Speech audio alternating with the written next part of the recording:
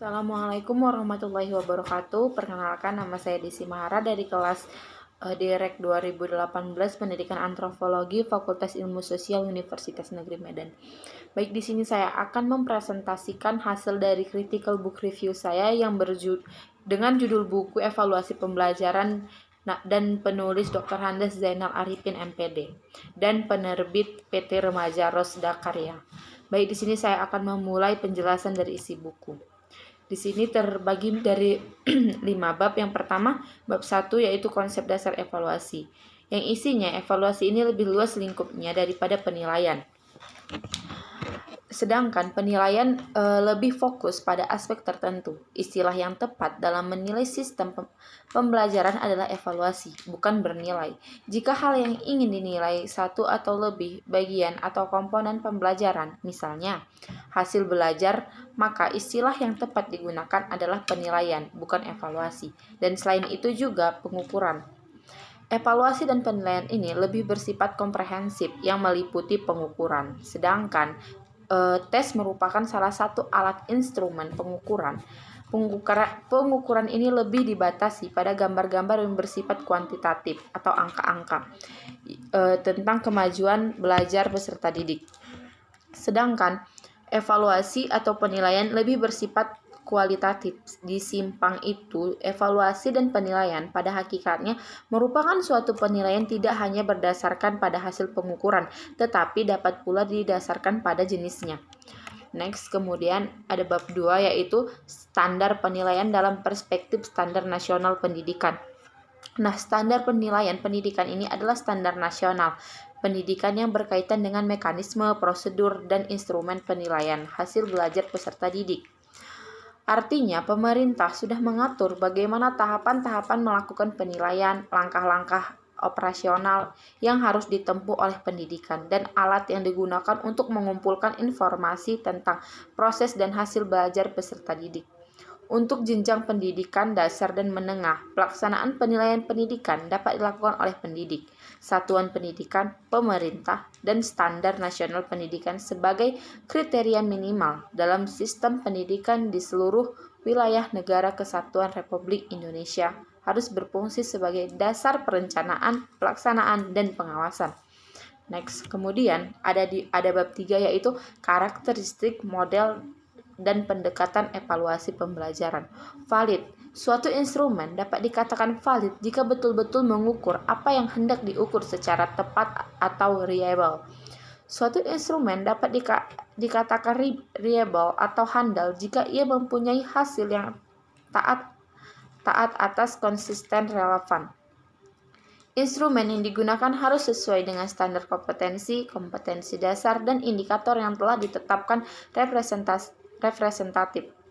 Materi instrumen harus betul-betul mewakili seluruh materi yang disampaikan praktis, mudah digunakan, diskriminatif, dan instrumen itu harus disusun sedemikian rupa sehingga dapat menunjukkan perbedaan-perbedaan yang sekecil apapun dan spesifik. Suatu instrumen disusun dan digunakan khusus untuk objek yang dievaluasi proporsionalis. Instrumen harus memiliki tiap kesulitan yang diproporsional antara sulit, sedang, dan mudah mengenai model-model evaluasi. Kemudian ada bab 4 yaitu prosedur pengembangan evaluasi pembelajaran. Nah, dalam perencanaan evaluasi telah disinggung semua yang berkaitan dengan evaluasi. Artinya, tujuan evaluasi, model, dan jenis evaluasi, objek evaluasi, instrumen evaluasi, sumber data, semuanya adalah dipersiapkan pada tahapan perencanaan evaluasi. Pelaksanaan evaluasi sangat bergantung pada jenis evaluasi yang digunakan. Monitoring pelaksanaan evaluasi tujuannya adalah untuk mencegah hal-hal negatif dan meningkatkan efisiensi pelaksanaan evaluasi. Next, kemudian ada bab 5 yaitu pengembangan instrumen evaluasi jenis tes. Nah, pengembangan tes bentuk uraian dapat digunakan untuk mengukur kegiatan-kegiatan belajar yang sulit diukur oleh bentuk objektif. Disebut bentuk uraian karena menuntut peserta didik untuk menguraikan, mengorganisasikan, dan menyatukan jawaban dengan kata-katanya sendiri, dan dan dalam bentuk teknik dan gaya yang berbeda satu objeknya dengan yang lain. Nah, pengembangan tes bentuk objektif sering juga tes dikotomi karena jawabannya antara benar atau salah dan skorsnya antara 1 atau 0 disebut tes objektif karena penilaiannya objektif. Adapun kesimpulan dari isi buku tersebut yaitu evaluasi yang dilakukan oleh dan terhadap diri sendiri sebagai guru. Kita harus membiasakan bagaimana melakukan evaluasi diri. Hal ini penting untuk memperbaiki kualitas pembelajaran yang telah digunakan. Jangan sampai orang lain yang mengevaluasi kinerja kita dalam proses pembelajaran. Nah, melalui evaluasi diri guru dapat mengetahui, memahami, memberikan makna terhadap proses dan hasil pembelajaran yang pada gilirannya dapat menentukan langkah-langkah menjadi lebih baik. Yang melakukan evaluasi diri, guru tentunya memerlukan berbagai informasi seperti hasil penelitian, proses, hasil belajar peserta didik, hasil observasi, dan wawancara. Untuk melengkapi hasil evaluasi diri, kita bisa meminta bantuan peserta didik melakukan pengamatan tersebut terhadap pembelajaran yang diikuti. Baik, mungkin hanya itu dari hasil laporan membaca buku saya akhiri. Wabillahi taufiq walhidayah. Wassalamualaikum warahmatullahi wabarakatuh. Terima kasih. Baik, di sini saya akan menjelaskan mengenai laporan membaca jurnal saya dengan judul jurnal Evaluasi Implementasi Kurikulum 2013 dengan penulis Dwi Aryani Astuti, Saksi Haryanto, dan Yuli Prihatni. Baik, di sini saya akan memulai penjelasan dengan pendahuluan isi jurnal.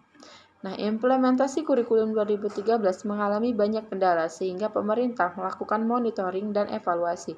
Berdasarkan hasil monitoring dan evaluasi oleh Kementerian Pendidikan dan Kebudayaan, permasalahan tersebut terdapat beberapa permasalahan. Yang pertama ada isu keselarasan antara KI dan KD dengan silabus dan buku. Yang kedua, kompleksitas pembelajaran dan penilaian pada sikap spiritual dan sikap sosial. Yang ketiga, pembatasan kemampuan siswa melalui pemenggalan taksonomi proses berpikir antar jenjang, berpikir tingkat tinggi dan berpikir tingkat menengah. Yang keempat, penerapan proses berpikir 5M sebagai metode pembelajaran yang bersifat prosedural dan mekanistik. Yang kedua, selanjutnya ada metode penelitian isi jurnal. Nah, penelitian ini dilaksanakan di SMA Negeri 9 Yogyakarta tahun pelajaran 2016-2017. Nah, penelitian ini merupakan penelitian evaluasi model evaluasi CIPP dari Stublebem yang difokuskan pada evaluasi proses. Subjek penelitian adalah aktivitas pembelajaran menggunakan kurikulum 2013 dengan objek penelitian warga SMA Negeri 9 Yogyakarta. Teknik pengumpulan data yang digunakan adalah dokumentasi, observasi, dan wawancara. Teknik analisis data adalah analisis dan kualitatif dengan metode komparasi. Nah, adapun hasil penelitian yang pertama ada pelaksanaan pembelajaran kurikulum 2013 di SMA Negeri 9 Yogyakarta. Nah, berdasarkan data-data yang diperoleh dari hasil observasi pelaksanaan pembelajaran kegiatan pendahuluan menunjukkan bahwa guru SMA Negeri 9 Yogyakarta sudah melakukan kegiatan pendahuluan pelaksanaan pembelajarannya sesuai dengan Peraturan Menteri Pendidikan dan Kebudayaan Nomor 22 Tahun 2016 tentang standar proses walaupun belum semua guru melaksanakan semua komponen secara lengkap. Kemudian ada pembelajaran kegiatan inti. Nah, berdasarkan data-data observasi kesesuaian pelaksanaan pembelajaran kegiatan inti di SMA Negeri 9 Yogyakarta berdasarkan model pembelajaran, metode pembelajaran, dan media pembelajaran sudah sesuai dengan pedoman pelaksanaan pembelajaran, yaitu Peraturan Menteri Pendidikan dan Kebudayaan Nomor 22 Tahun 2016 tentang standar proses. Kemudian ada pelaksanaan kegiatan penutup pembelajaran. Nah, berdasarkan pembahasan di atas, pelaksanaan pembelajaran kurikulum 2013 di SMA Negeri 9 Yogyakarta yang mencakup kegiatan pendahuluan, kegiatan inti, dan kegiatan penutup sudah sesuai dengan pedoman pelaksanaan kurikulum 2013 yang tertuang dalam Peraturan Menteri Pendidikan dan Kebudayaan Nomor 22 Tahun 2016. Adapun kesimpulan dari jurnal tersebut yaitu perencanaan pembelajaran sudah sesuai dengan pedoman. Pencapaian penyusunan silabus 100 silabus tertinggi 100%, pencapaian penyusunan RPP tertinggi 96,62%. Nah, pelaksanaan pembelajaran sudah sesuai dengan pedoman. Ketercapaian tertinggi yaitu 91,29%. Pelaksanaan penilaian sudah sesuai dengan pedoman. Namun, kendala pada penilaian sikap, faktor pendukung adalah semua guru sudah mendapat pelatihan, dukungan sarana dan prasarana. Input siswa tinggi, keaktifan guru dan MGMP, dan peran orang tua. Baik, mungkin hanya itu yang bisa saya sampaikan. Lebih dan kurang saya mohon maaf. Wabillahi taufiq wal hidayah. Wassalamualaikum warahmatullahi wabarakatuh.